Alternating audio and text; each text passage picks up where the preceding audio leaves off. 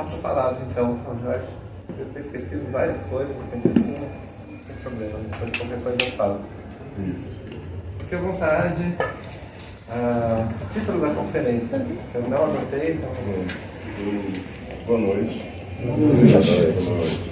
Eu coloquei esse título aqui: Ação Estética Política como Tática de Autodefesa do Povo Preto ou por uma ontologia da violência. Minha dá para decorar, né? Meus nomes são grandes. Pode fazer um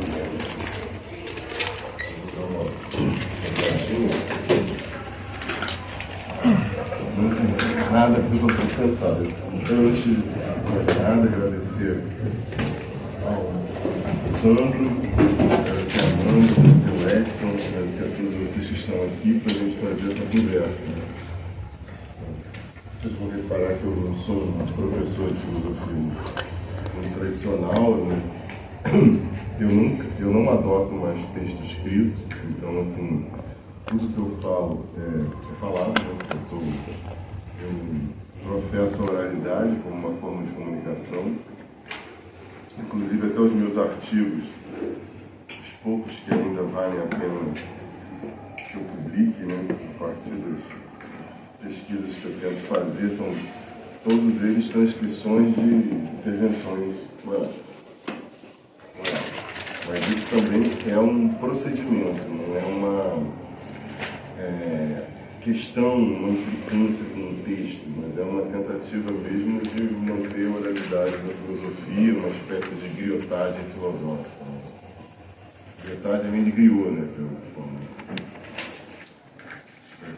Poeta pensador das tradições africanas. Então, isso para mim é uma coisa importante.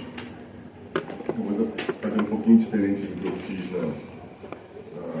de tarde, né? Que eu fiz um pouco mais, muito mais informal, no sentido de falar e focado mais na ideia de trajetória. À tarde, um grupo de vocês, de estudantes, trabalhadores e tal, interessados, estudiosos da filosofia, e eu foquei na minha trajetória de professor de 41 anos de idade, e dos quais 20 dedicados à educação básica e muitos desses 20, 15 dedicados exclusivamente à prática filosófica em sala de aula da educação básica, no ensino médio, né? Na minha época era segundo grau, depois passou a ser ensino médio. Eu vou apresentar para vocês aqui uma série de questões a partir do coletivo que eu faço parte. Vou explicar por que do coletivo, porque também, além da oralidade, eu prefiro sempre escrever com alguém, pensar com alguém, né? Mesmo que esse que eu esteja falando em nome próprio, em próprio nome, essa escrita que é singular, ela vai estar sempre inflexionada num processo dialógico. Então, eu falo e, assim, mesmo que seja, eu procuro sempre estar numa relação dialógica. O próximo texto que eu vou publicar, que vai me orgulhar muito, é uma conversa minha com um artista indígena chamado Jader Esbel. Então, fazendo um trabalho, foi uma grande conversa. A gente teve um seminário de filosofia em que eu estou entrelaçando as minhas falas com a dele, que era uma conversa, uma entrevista conversa, para virar um texto só. Então, eu acho esse esforço importante. Então, sobre mim, né, para você que não me conhece, eu sou Jorge Vasconcelos, um homem hétero cis, negro indígena, neto de Chavante Aldeados e descendente, né, de escravizados. Minha mãe era negra, agora é Neuza, morreu quando eu tinha 2 anos, então eu não me lembro dela, infelizmente. Meu pai continua vivo, velho Chavante, 84 anos, seu Geraldo, seu GG, continua vivo. Tenho 3 filhos, que isso é a coisa mais importante da minha vida: Zoé, de 5 anos, Joaquim, de 10, e Andy, que é uma pessoa trans, de 15. Então, assim, isso para mim é muito mais importante do que os livros que eu publiquei, evidentemente. E, aliás, não significa nada. Significa só que é uma prestação de conta acadêmica com o mundo, né? Mas a gente não deve dar tanta importância a isso, mais os movimentos que a gente faz na vida. Eu digo isso por quê? Porque hoje, eu que fui um professor de filosofia atuante, em programa de pós-graduação, em eventos, fui coordenador, sei lá, você não sabe, mas o GT Deleuze, ele sai de dentro de um outro GT, que era o GT de filosofia pós-metafísica. Na verdade, era uma espécie de grande frente filosófica na UPOP, cujo eu era coordenador, e era muito interessante porque esse GT tinha pessoas assim, habermasianos, deleuzianos, Foucaultianos, a gente estudava Heidegger, pessoas assim, e pessoas super importantes, né? O Paulo César Estrada, que hoje é vice-reitor da PUC, o André Duarte, que é um grande especialista em Hannah Arendt do Paraná, o Guilherme Castelo Branco, um monte de gente falando como eu era o cara de conversar com todo mundo, você vai ser hoje, você é aquela pessoa que conversa com todo mundo, você vai ser o coordenador. E esse GT acabou depois, o Eládio, quando entra, vamos fazer um GT Deleuze. Aí falar com o Luiz Orlandi e tal, aí quando surgiu esse GT do qual nós fazemos parte, né? GT Deleuze Guattari, que hoje é GT Deleuze Guattari, hoje eu sou membro honorário, né? Então eu só participo esporadicamente porque eu não tenho tempo. A gente está dedicado hoje a outra área que é muito mais das artes visuais. Então por isso que eu digo que eu estou aqui meio me relacionando, voltando a uma conversa com filósofos. Eu acho isso bom. Então, a fala que eu dei era para sair da filosofia e para justamente poder voltar a ela, né? Fazer esse movimento de volta é trazer a filosofia para um campo prático de conversas. Então, o que eu vou falar para vocês hoje tem a ver com o trabalho que eu faço com esse coletivo. A gente está lançando esse livro aqui amanhã, chama-se Coletivo 28 de Maio, Arte dos Minoritários, meu e da professora Mariana Pimentel, que além de ser minha parceira e amiga, é minha esposa e mãe dos meus filhos. Então é um trabalho, né, familiar. Não é à toa que o codinome dela é teórica doméstica. A gente trabalha exatamente nessa inflexão. Vocês vão entender a minha fala, o que isso significa tentar essas práticas que articulam campo teórico de questão conceitual e ativismo político radical. São duas coisas as quais a gente está tentando fazer. Tanto que a fala de ação estético-política, que é o conceito que nós dois cunhamos. Dá para dizer que é um conceito, é uma noção expandida, né? Uma chave de interpretação na arte contemporânea. Essa ideia dessa, pode rodar o livro. Ação estético-política, uma hora que eu precisar olhar. Ação estético-política,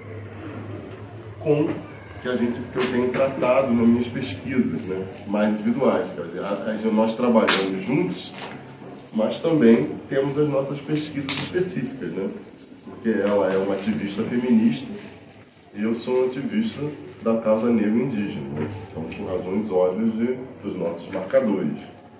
Então nós temos os nossos trabalhos que a gente se articula, então nós articulamos essa ideia, são essas três noções que eu vou falar para vocês aqui. Que é a ação estético-política, é a relação da ação estético-política com ações de autodefesa e cuidado. Isso que eu vou tentar falar para vocês e conversar como é que é possível fazer isso. É claro que no meu caso, quando sou eu falando, eu vou falar, né, de autodefesa do povo preto. Em parênteses, que eu estou chamando de povo preto aí, eu estou chamando de negros e indígenas. Eu sei que isso tem muitas controvérsias no movimento negro, discussão de colorismo, etc. Vamos deixar isso em suspenso e aceitar essa designação do povo preto, né? Porque esse é um grande debate. Porque apesar de eu ser fenotipicamente homem negro, né, evidentemente, né, eu tenho... Meu sangue indígena é muito fluente. Meu avô nasceu no Aldeia Chavante, em Vasconcelos, por isso eu sou no distrito de Vasconcelos. Ele foi meio como se fosse adotado com 2 anos, ou seja, sequestrado, né, o que se fazia com crianças indígenas. Falava que a adoção é sequestro, tira a criança, toma com a criança, cria para ela para você. Foi muito comum no Brasil. A quantidade de pessoas da população indígena que se torna depois, né, mestiça a partir dessas relações de sequestro dos indígenas é muito grande. É muito maior do que vocês possam vir a imaginar. Então, no Brasil, quem tem esse D europeu-português quase sempre é um D. Ele tem uma ascendência de indígenas sequestrados e de negros escravizados. São o D, que era dono da fazenda, né? Como um cineasta que eu conheço aqui de São Paulo, Jefferson Diner, que é o Jefferson de Resende, né? Ele descobre que Resende, né, que é uma cidade a uns 300 quilômetros daqui, né? No meio do caminho que vem para o Rio, na verdade, é uma grande fazenda dos Resende, da onde os escravizados da família deles, né, viviam. Então essa é bem a história do Brasil, e essa história que a gente tem que chegar a colocar ela, né, ao avesso. É o que os movimentos sociais, somente de inflexão étnico-raciais, de reparação, que é o movimento negro, de retomada, que é o movimento indígena, tem procurado fazer.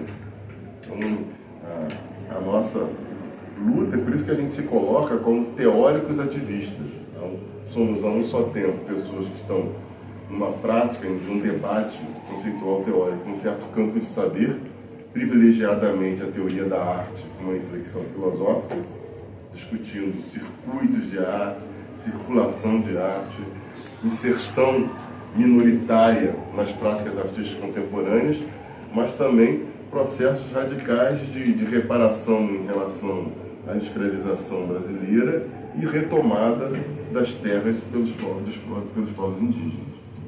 A luta contra o Marco Zero, etc. Então, como pensar a partir daí?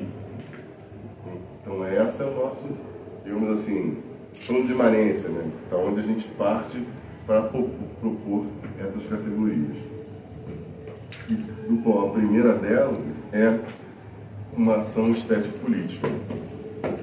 O que é uma ação estético-política? Não dá para explicar o que é uma ação estético-política sem dizer de onde nasceu uma ação estético-política.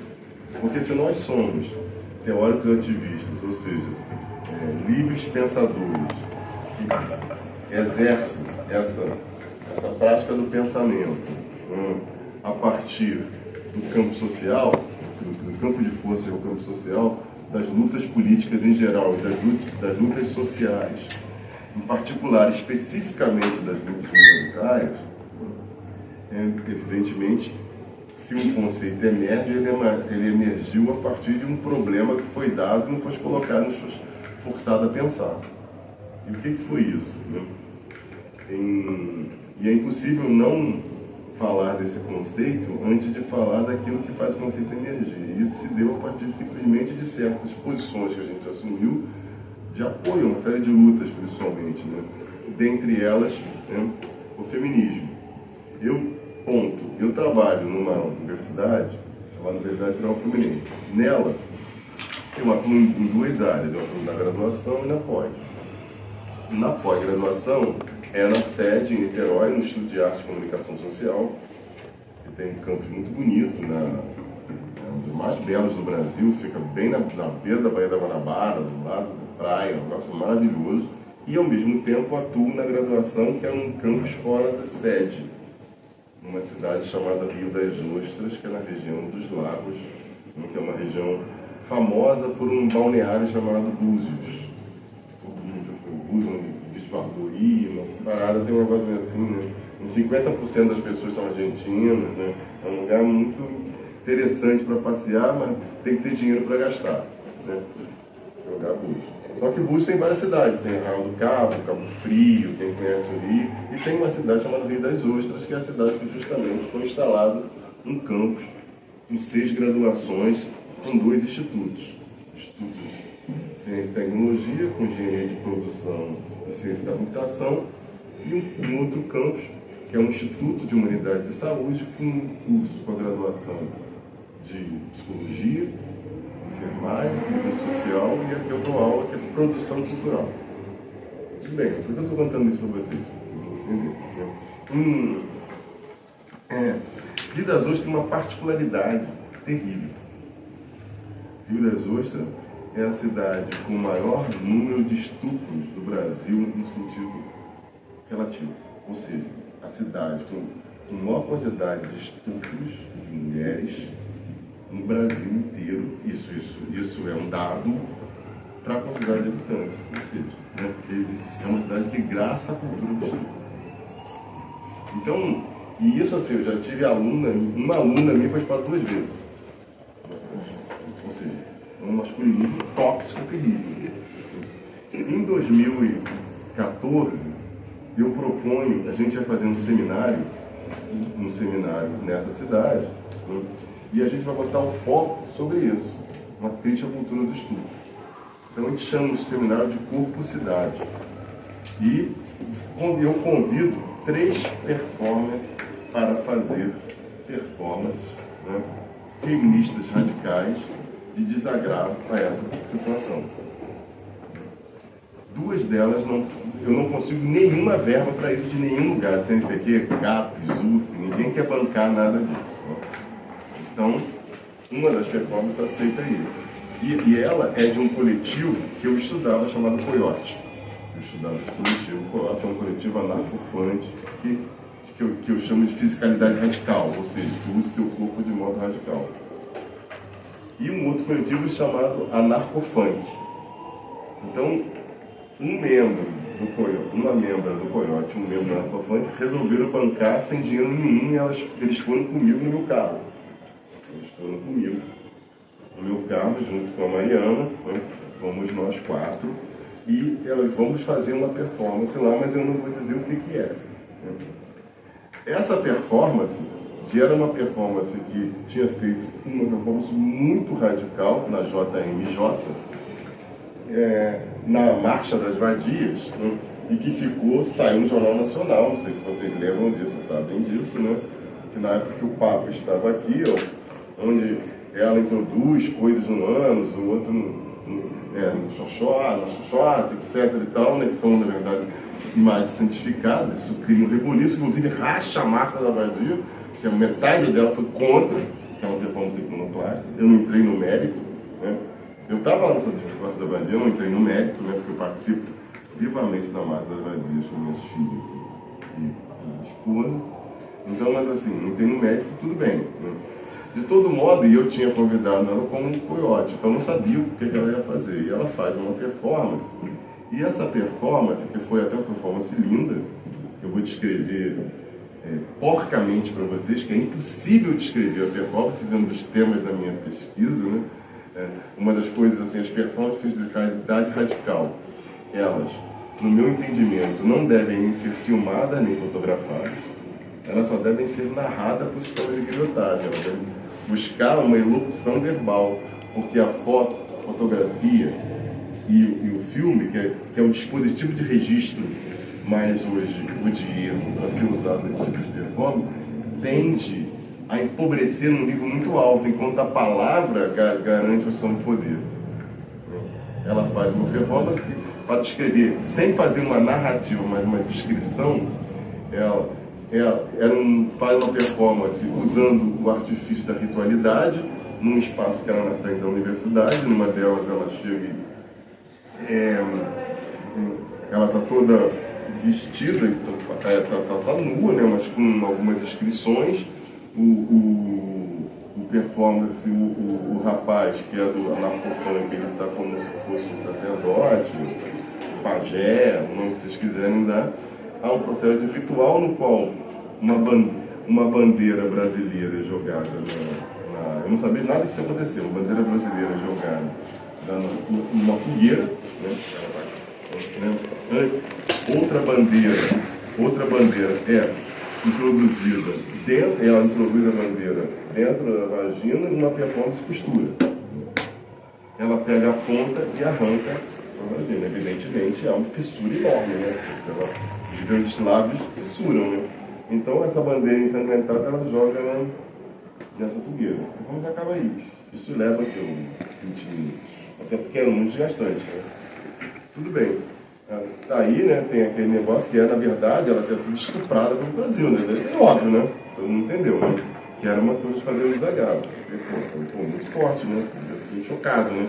Você vê que essas coisas com os militares não é nada novo. Marina Abramovic fez uma coisa parecida. Existe uma performance chamada Congelada de Uva, que ela, inclusive, fez. que trabalha com a questão genital. Para quem estuda e trabalha no campo da performance, o que parece o público leigo uma coisa muito extraordinária, na verdade, tem uma tradição disso, até que eu tenho chamado nos meus estudos performáticos, quando vou entrar aqui, porque é a coisa mais teórica e técnica, né, de performance e de fisicalidade radical, de levar o corpo a ser o limite herdeiro das performances típicas dos anos 70. Chris Burden, né? Quem conhece performance, o cara foi capaz de dar um tiro na própria mão, se colocar, se crucificar no Fusca. Nos anos 70, as pessoas faziam performance, a body art, performance muito radical. Então, quem trabalha com suspensão, né, introdução de questões na pele. Então, existe todo um campo da arte performática, onde o corpo é levado ao seu limite. O que ocorre é que aconteceria nesse dia uma festa na casa de uma orientada, minhas orientandas de dimensão científica, que eram duas, que eram fotógrafas e estavam fazendo experimentos, né, que elas chamavam de xereca satânica, que elas pegavam fotos do corpo e viravam ao avesso, como se fosse uma cruz ao contrário. Esteticamente é até bem bonito, assim, né? Parecendo o corpo daqui para baixo. Então ia ter uma festa que, evidentemente, eu não iria, porque eu ia numa festa estudante, estava cansado, nem nenhum dos performers, nem minha mulher. Então ia ter essa tal festa. Um rapaz que fotografou a performance, depois botou no Instagram. O que acontece? Teve essa foto na época o Instagram existia, Facebook, nessa foto do Facebook viralizou. E cai na mão de um blog chamado Faca na Caveira, que era um bloco de loas ao BOP, que o BOP não existe aqui no Rio, né? Mas vocês imaginam que sabem o que é o BOP, todo mundo viu Tropa de Elite, né? Deve ter visto, não sabe o que é o BOP, né? O que significa o BOP. Então, o que se dá aí? A partir daí a gente não sabia, no dia seguinte, a cidade toda estava ouvindo, um negócio começa a multiplicar e vira a primeira página do jornal o Globo. E escrito performance ou crime. Então, a partir daí você vai se desdobrando. Um dos pró-reitores da universidade, assim, que era um cara ligado a Opus Dei, já tinha olho nela, não sabia. Ele entra no processo de minha demissão do serviço público. Eu sou processado na Polícia Federal e na Polícia Civil. Então eu passo durante 5 anos sendo processado por essa performance. Apesar de não ter feito a performance, eu sou processado por ser o gestor público que estava ali e leva essas indecências para dentro da universidade. Então, na verdade, todo esse processo leva muito tempo e tem negócio, tem abaixo-assinado escrito por minha defesa, por Jacques Rancière, Antônio Neto, esse abaixo-assinado. Eu tenho 427 páginas desse negócio. E cuja peça mais interessante é o meu interrogatório pelo delegado da Polícia Federal, em que ele fica fazendo perguntas. A toda pergunta que ele fazia, eu respondia. O senhor sabe quem é a Maria Ivanovich? O senhor sabe quem é a Maria? Então eu faço uma performance com ele. Ele fica puto, né? Claro, me dispensa, porque não seria preso ali, e isso tem desdobramento. Essa performance, em 2014, é a performance mais falada do planeta Terra. Nada foi falado mais que isso.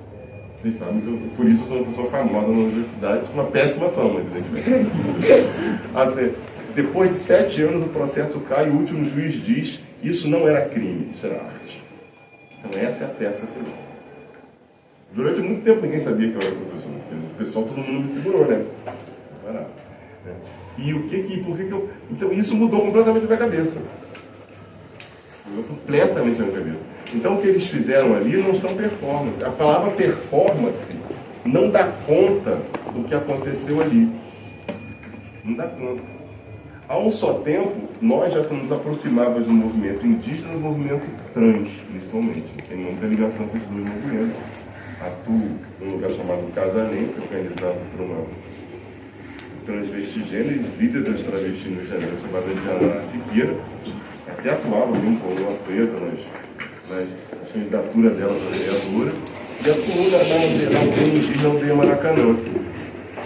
E eu começo a ver que aquilo que essa performance, eu posso dar um nome, chamado Thaisa Vital, fez, né, que foi a ideia dela, fez, era de alguma maneira muito próximo a que um grupo de ativistas se utilizava de certos procedimentos, certos artifícios da arte contemporânea, privilegiadamente da performance, para levantar bandeiras. Então isso já estava acontecendo já desde os anos 2010. Eu começo a ver que isso tinha um elemento de pesquisa muito interessante para entender como a chamada performance artística da mão de um ativista ganha um poder enorme e uma forma muito interessante de colocar em tensão essa relação entre arte e crime. Eu lembro sempre para vocês do livro fenomenal do Aiken Bay, chamado Terrorismo Poético e Outros Crimes Exemplares. Deem uma olhada nesse livro. Aiken Bay é um autor que vale a pena ser lido, né? Está na internet. Ele escreveu um livro, Zona Autônoma Temporária, que virou um best-seller, né? É um dos livros mais lidos de 2013. E desse livro, o Aiken Bay fala justamente de duas coisas, de arte, sabotagem e teoria poético. Teoria poético é quando alguém, que é muitas vezes artista, vai fazer determinada ação e cria um nonsense no real, né? E faz com que esse nonsense real chame a atenção das pessoas para certas coisas que estão inusitadas no dia a dia. Como, por exemplo, se vamos pensar uma ação aqui, né? Alguém chega num caixa eletrônico e explode o caixa eletrônico. Esse é uma ação de crime, evidentemente, né? Você pega o dinheiro e joga para todo mundo em cima de um edifício. Não é porque ninguém quer ser ladrão, né? Mas ele fala, o nome disso é arte de sabotagem. A ação é uma espécie de teoria poética, mas é uma arte de sabotagem. Não, e evidentemente é um crime. Boa, né? Talvez o mesmo que você tenha dado para os outros, né? Depois do Robin Hood, né? Então, assim, para dar um exemplo, eu comecei a ver como isso seria interessante. Aí eu vi que a ação que está aqui na capa, que é a ação daqui de cima, que a Indianara Siqueira ia sempre à frente das manifestações, entre elas, principalmente a Marcha das Vadias, ia te levantava a blusa. Ela é uma travesti, né? Ela se dizia à época uma mulher com pau, levantava a blusa, a polícia prendia ela ia para a delegacia, porque você está me prendendo, porque você é uma mulher, mas você dizendo que eu sou um homem, aqui meu nome, aqui minha carteira de identidade. Aí ela era solta. Então ela fazia isso, ia presa e ia solta, até que a polícia parou de prender, ela podia fazer o que quiser, porque ela me enchendo o saco. Quando ela queria, na verdade, ela estava querendo criar uma jurisprudência para chegar até o Supremo e colocar em questão a noção de gênero.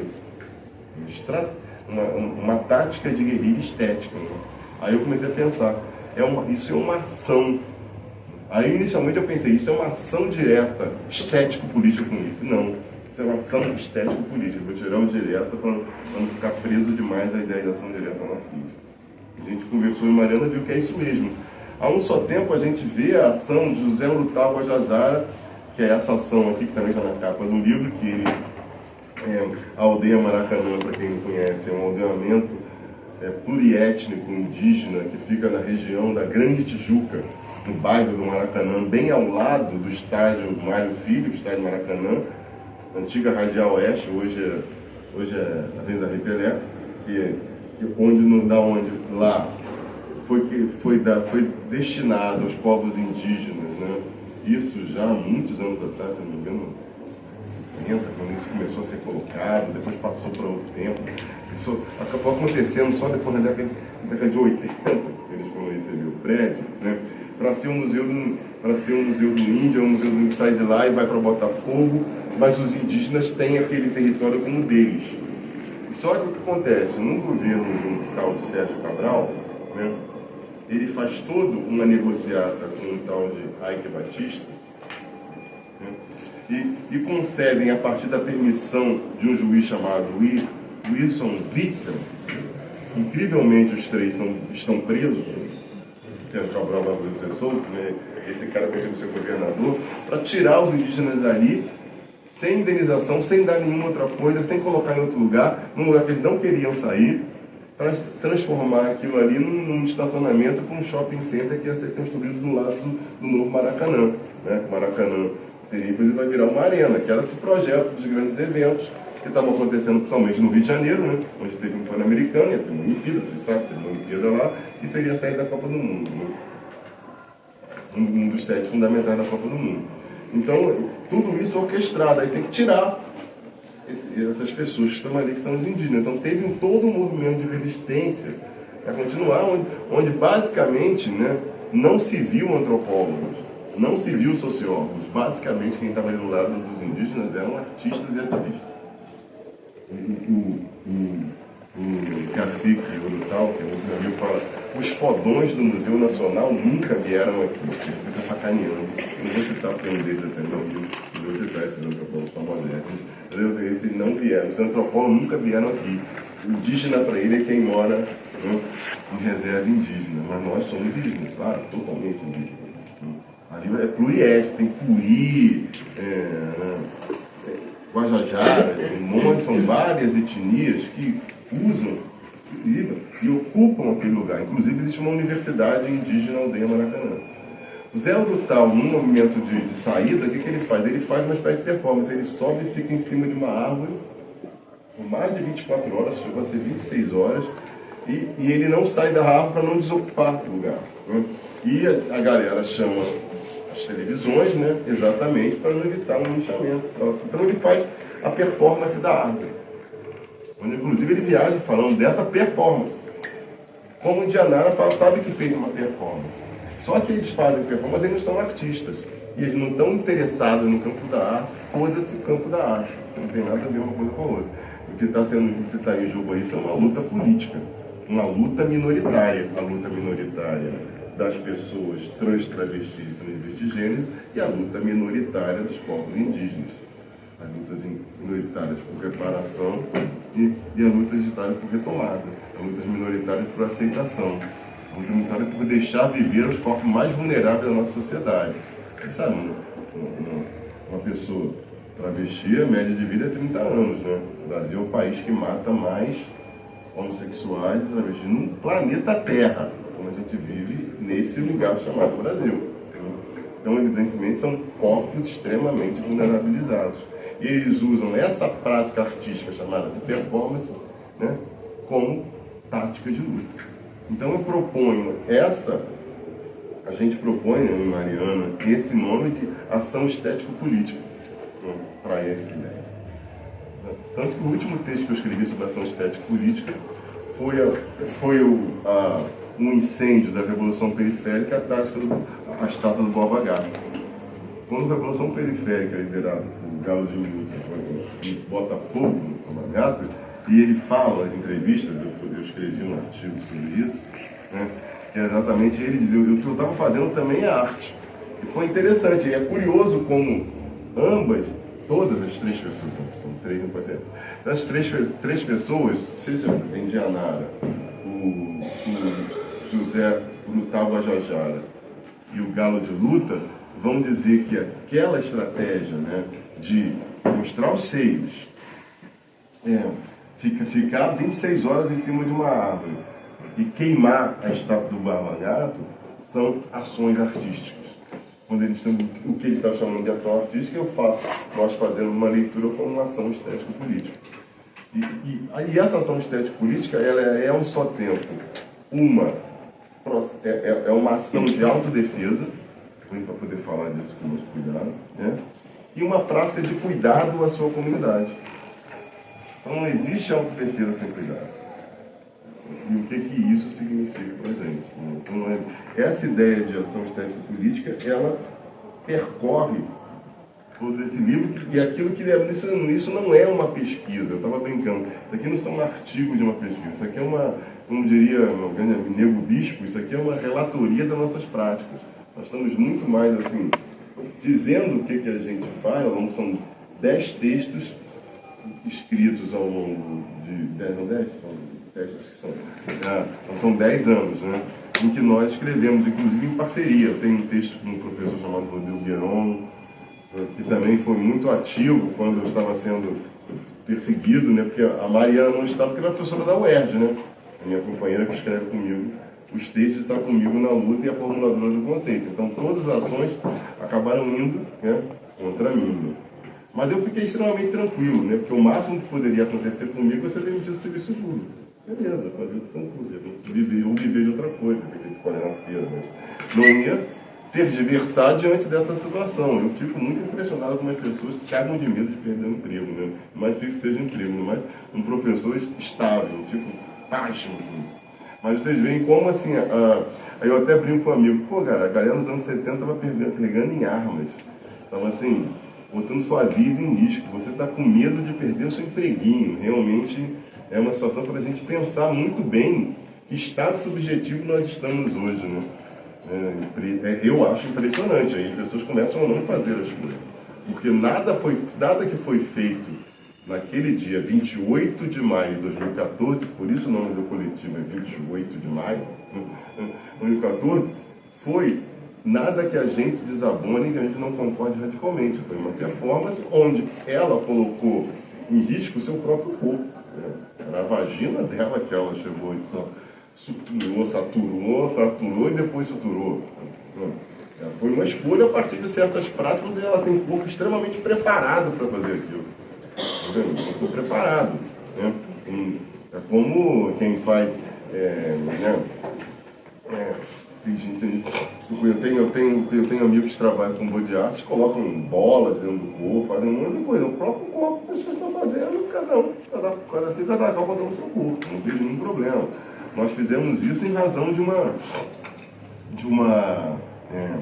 estado de coisa grave. Quer dizer, hoje não tem delegacia das mulheres. Aí quando abriram só tinham homens que atendiam as mulheres. Delegacia de mulher só com um homem, coisa que nada, né? Qual mulher consegue falar disso, que é a coisa mais terrível que pode acontecer com o corpo dela, para um outro homem, né? Ele olhando com a cara dela, que roupa você estava usando, né? Todas as mulheres sabem o que é isso, né? Esse tipo de discurso machista, né? Terrível. Do heterocis patriarcado faz as pessoas denunciarem esse tipo de coisa. Então, assim, isso na cidade não era problema, que é uma cidade terrivelmente, como diria um cara que foi presidente da República, terrivelmente evangélica, né?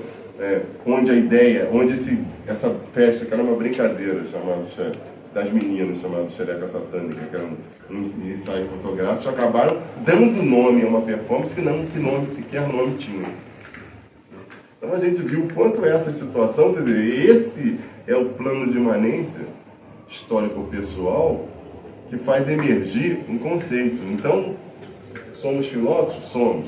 Mas fomos filósofos, fazendo coisas que, na verdade, tudo que disseram que eu infringi a lei, inclusive na Polícia Civil, o crime que eu estava sendo acusado era lesão corporal. Porque o que foi falado, eu como gestor público, eu tinha que impedir aquela pessoa de praticar lesão corporal para si mesmo. Como eu não fiz, vai ser imputado em mim esse crime. E no caso da Polícia Federal, eu teria prevaricado, que é uma palavra bem típica, né? É curioso, claro, tudo deu em nada, né? Mas deu em nada a partir de anos e anos, até que o processo todo se fez. Eu pretendo até fazer no ano que vem, né? Um evento com todo esse material. Né? Porque a universidade abriu uma ouvidoria onde as pessoas fizeram 200 páginas de denúncia, dizendo que os professores desse curso faziam bacanagem com os estudantes, se drogavam o tempo todo. Eu não me lembro de ter feito isso, não. Acho que não, né? Ridículo, né? Ridículo. E vocês veem como é a maledicência, né? Enquanto isso, as estudantes ali eram estupradas. Eu comecei a propor a elas aulas de autodefesa, porque eu não conheço um pouco lutas e tal, aulas de autodefesa, só para que elas pudessem se defender, andar em bando, criando estratégias para sobreviver à legião de estupradores do entorno da universidade. E isso não era uma situação de emergência nem de urgência. Emergência e urgência é alguém que faz uma performance radical, legítima e artisticamente muito bela, mas que usou a sua vagina para denunciar o crime de estupro na cidade do Rio de Janeiro, no dia 18. Então, no nosso entendimento, isso valeu fazer disso uma espécie de ação expandida, noção aberta, palavra valide, chamada ação estético-política, com a qual nós vamos poder fazer a leitura dessas ações ativistas que defendam pautas que nós consideramos importantes no movimento minoritário. Daí que veio vocês conseguiram sacar de onde vem a parada, que é chamada de atividade política. Vocês querem fazer questão? Eu falava muito pouco disso, hoje em dia que eu estou falando mais, assim, que é um negócio que eu nem... depois que o livro foi publicado, nós publicamos um artigo, o que é Ação Estética Política, um contra-manifesto, que é o texto final desse livro. Em português nós fizemos a versão em inglês, porque tinha muita gente querendo saber, né? Eu lembro que na época tinha um amigo meu, professor de física, estava num evento na Noruega. Você está sabendo, um cara que era não sei o que, alemão, perguntou para ele. Eu li um negócio que na universidade aconteceu um negócio. Aí eu fiquei, caralho, como é que alguma coisa consegue... na verdade, é uma ação ali, né? Quantas coisas radicais as pessoas fazem. Por que isso ganhou essa coisa toda? Tanto que se vocês entrarem, e isso é legal, no site de uma senhora chamada Damares, ela usa essa performance, é a principal chamada dela para mostrar o que se faz na universidade. Eu não sou culpado. O problema é a Damares, o problema não é o Boiotti. Eu acho, né? Não sei o que vocês acham, eu acho. Nós não percebemos, eu acho que pouca gente percebeu, que estava em curso um processo de radicalização do conservadorismo no Brasil. E que as questões ligadas à questão de gênero seriam uma tópica fundamental a esse conservadorismo. Parece que nós não estávamos preparados para um enfrentamento a esse conservadorismo. Então, como fazer diante dessa tópica? Que táticas e estratégias teríamos de construir? Se soubéssemos disso, talvez essa pergunta não teria acontecido, né? Nesse nível. Né? Então eu não sabia o que ela ia fazer, porque a gente não pergunta. A gente deu voz, de fato, e meios pelos quais aquela performance ia fazer uma performance justamente para condenar a cultura do estupro na cidade de Rio das Ostras, na região dos Lagos do estado do Rio de Janeiro. Não sabíamos que a performance ia ser daquela maneira, e se foi, tudo bem, eu não sentia respeito a ela, mas não tínhamos ideia que a repercussão seria essa. Em contrapartida, isso nos fortaleceu, nos tornou um grupo, nos tornou um coletivo que começou a fazer uma série de outras ações, né? Eu comecei a fazer ações que não relacionavam a essa, claro, eu não sou performance, né? Mas fizemos uma série de coisas vinculadas a esses processos hoje de luta minoritária. E eu comecei a ver que a chave, que é muito comum utilizada no campo da arte, a chave de arte política, ela na verdade é um guarda-chuva que não cabe nada. Então ela é muito, muito insuficiente. Então a gente estava pensando, arte política não nos interessa, né? O que nos interessa? Arte e lutas minoritárias. As práticas artísticas contemporâneas inflexionadas para a luta das minorias, privilegiadamente as lutas dos povos indígenas, as lutas do feminismo negro e as lutas do povo, das pessoas trans, travestis e transvestigêneros. E aquilo que daí advém, né, que é a arte queer, né? Que no Brasil a gente pode chamar de queer, Então isso se tornou para a gente, né, tanto um campo de estudo, de pesquisa e de produção do texto, mas totalmente indiscernível a esse campo de pesquisa uma prática ativista. Então, nós dois, eu e a Marina, atuamos tanto na aldeia Maracanã, como atuamos na Casa NEM. A gente vai atuar, ajudar, trabalhar, por exemplo, num pré-ENEM, né? Por isso prepara NEM, né? Porque NEM é uma forma com as quais as travestis se chamavam, né? Uma forma carinhosa. Prepara NEM para que essas pessoas em situação de vulnerabilidade social possam entrar nas universidades, particularmente nas universidades públicas. Não adianta só você ficar falando desse lugar, né? As pessoas leram muito Foucault, mas continuam sempre falando o nome do outro, né? Eu não falo ainda. Não posso falar sobre isso, eu posso falar sobre mim, né? Que é esse pertencimento ao qual eu estou numa luta minoritária que não qual é a luta negra indígena. A mulher fala da luta feminista. No caso dela, as práticas de maternagem. A gente atua bastante nisso, né? Ela está lançando um dossiê que ajudei a coordenar como editor da revista, sobre práticas artísticas em maternagem. O que é hoje maternagem? Maternagem ainda está associada a pessoas com útero, né? Porque nessa prática vai ter pessoas trans com filho, porque maternária não é a maternidade, mas é a prática do cuidado, da criação e da multiplicação do campo social. E como as práticas artísticas estão inseridas, vai ser a primeira vez que vão fazer esse trabalho. Então, isso está associado também a uma forma de militância.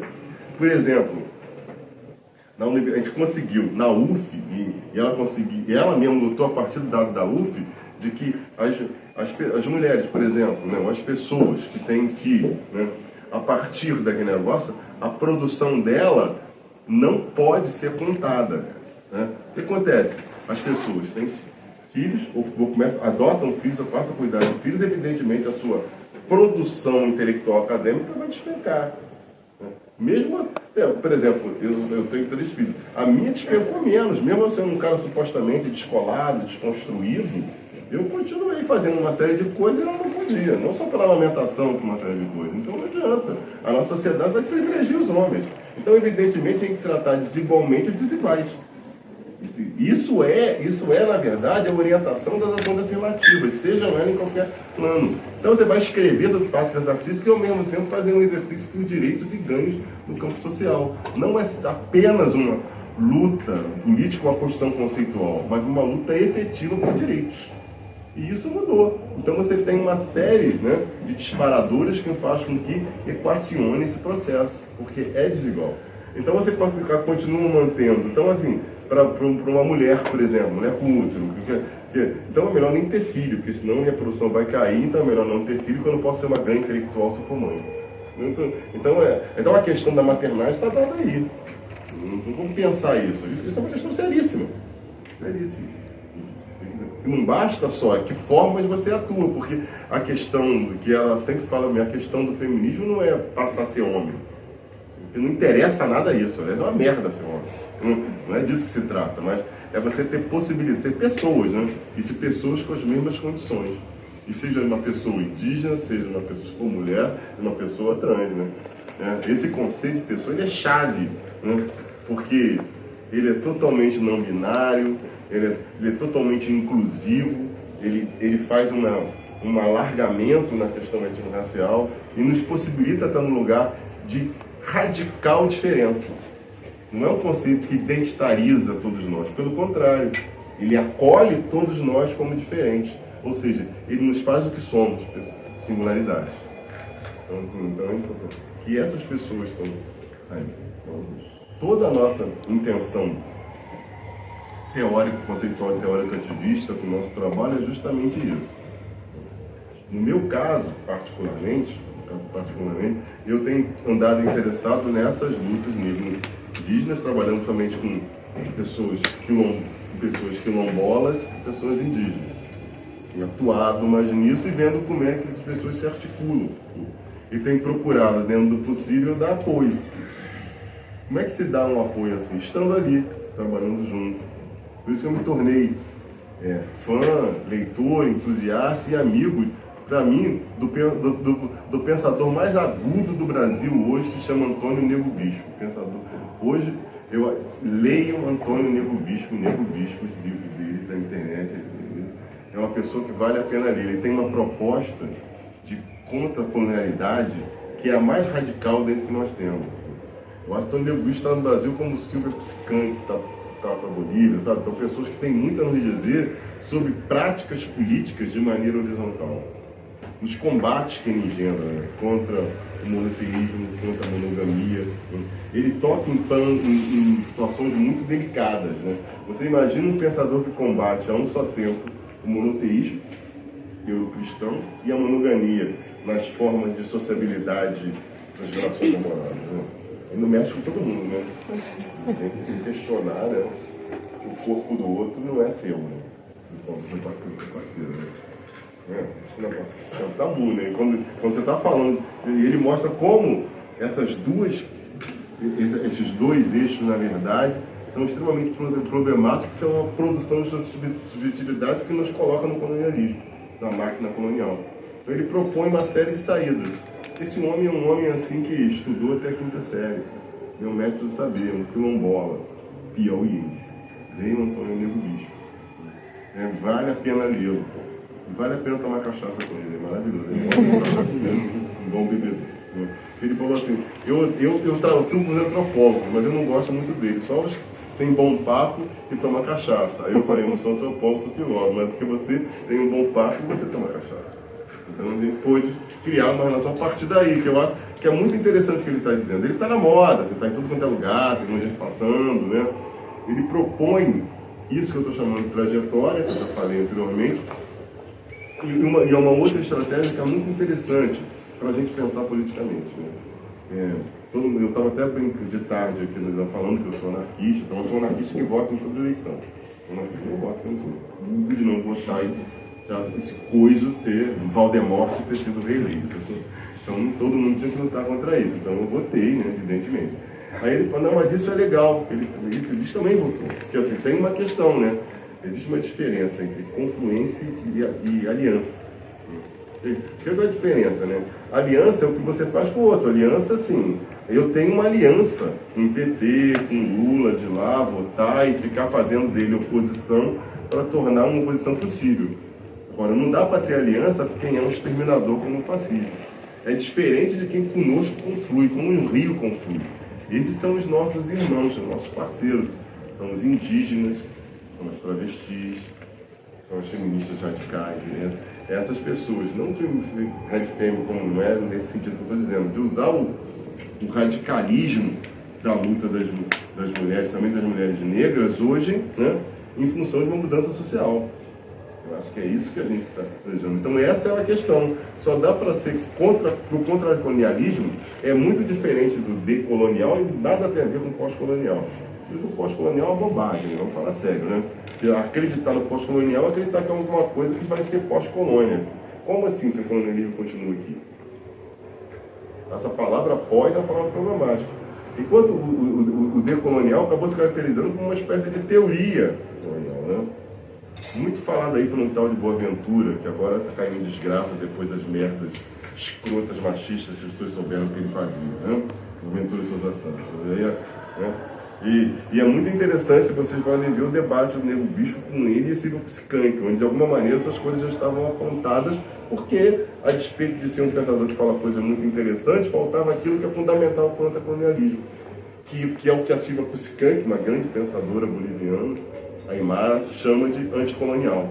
O que ela chama de anticolonial é o que o Nego Bispo vai chamar de contra-colonialidade. Ou seja, a contra-colonialidade e a anticolonialidade não são uma teoria, são uma prática, é um modo de existência, é uma forma de construção do mundo, é um arranjo com o outro, é uma construção de um outro mundo que se faz no dia a dia, a partir das lutas que você leva cotidianamente. Aí a tua relação com o teu companheiro, a tua companheira, a tua relação com os filhos, as práticas de docência que você vai estabelecer como professor, isso são modos de ser, modos de existência. Então passam muito menos por um método e muito mais por um procedimento. Ou seja, como eu procedo, como eu ajo diante do todo o tempo. Então a contra-colonialidade não pode ser uma maneira que você ensina ao outro, porque não é uma teoria que você absorve nem um conceito que você aplica. É um modo de estar no mundo. Amparado por duas P's, no meu entendimento: princípios e procedimentos. Há de se ter princípios e constituir procedimentos a partir dos quais a gente possa levar e tentar construir coletiva, comunitária e colaborativamente um outro mundo que ainda é possível. Você já sabe, então a gente escolhe.